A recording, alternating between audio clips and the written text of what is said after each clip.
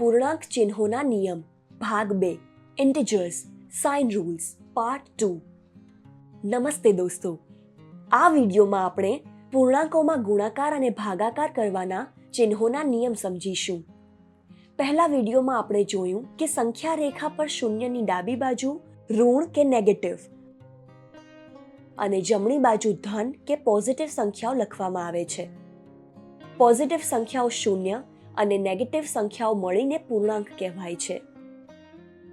આપણે એ પણ શીખ્યા હતા કે પૂર્ણાંકોને ઉમેરવાના કે બાદ કરવાના તે તેના ચિહ્ન જોઈને ખબર પડે છે. જ્યારે સંખ્યાઓના ચિહ્ન સમાન હોય છે તો તેમને પરસ્પરથી ઉમેરવામાં આવે છે અને જવાબમાં તે જ ચિહ્ન લખાય છે.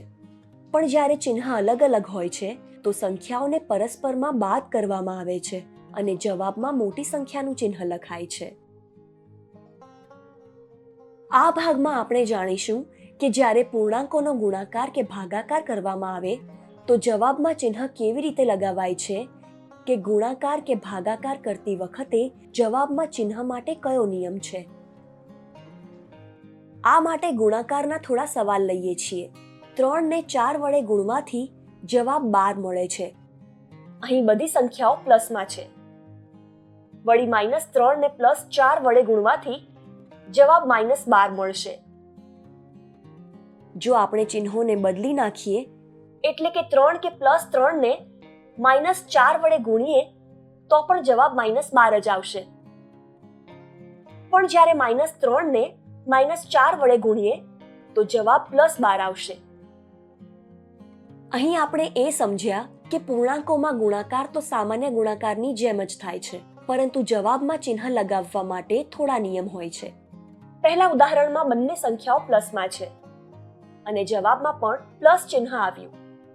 તેનો અર્થ પ્લસ અને પ્લસ ચિહ્ન ગુણાકાર થઈને પ્લસ જ બને છે. પરંતુ માઇનસ અને પ્લસ અથવા પ્લસ અને માઇનસ ચિહ્નનો ગુણાકાર થવા પર જવાબ માઇનસ થઈ જાય છે.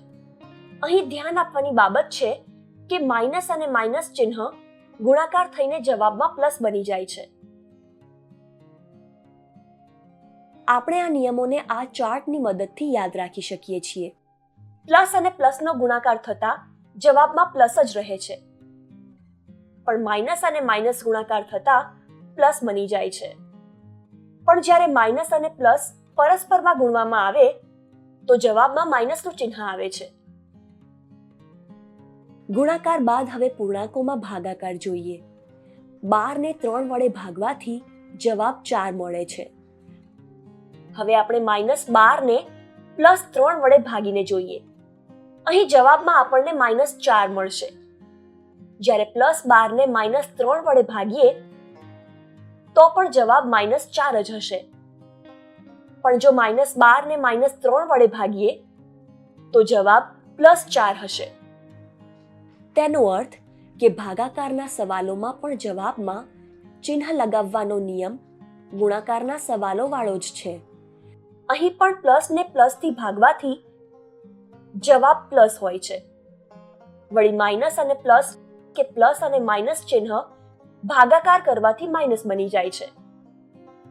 અને ગુણાકારની જેમ ભાગાકારમાં પણ માઇનસ અને માઇનસ ભાગાકાર કરવાથી જવાબમાં પ્લસ થઈ જાય છે. તેનો અર્થ એ થયો કે ગુણાકાર અને ભાગાકાર બંને ક્રિયાઓ માટે જવાબમાં ચિહ્ન મૂકવાનો નિયમ સમાન છે. ગુણાકાર અને ભાગાકાર બંનેમાં પ્લસ અને પ્લસ જવાબમાં પ્લસ જ રહે છે, પણ માઇનસ અને માઇનસમાં પ્લસ થઈ જાય છે. પરંતુ જ્યારે માઇનસ અને પ્લસ પરસ્પરમાં ગુણવામાં કે ભાગવામાં આવે તો જવાબમાં હંમેશા માઇનસ જ આવે છે. આને એ રીતે પણ સમજી શકાય કે જ્યારે સમાન ચિહ્ન ગુણવા કે ભાગવાના હોય તો જવાબ હંમેશા પ્લસ હોય છે, પણ જ્યારે અલગ અલગ ચિહ્નોનો ગુણાકાર કે ભાગાકાર કરવામાં આવે તો જવાબ હંમેશા માઇનસ હોય છે. હવે વિડીયોને રોકીને આપેલા સવાલોના જવાબ આપો.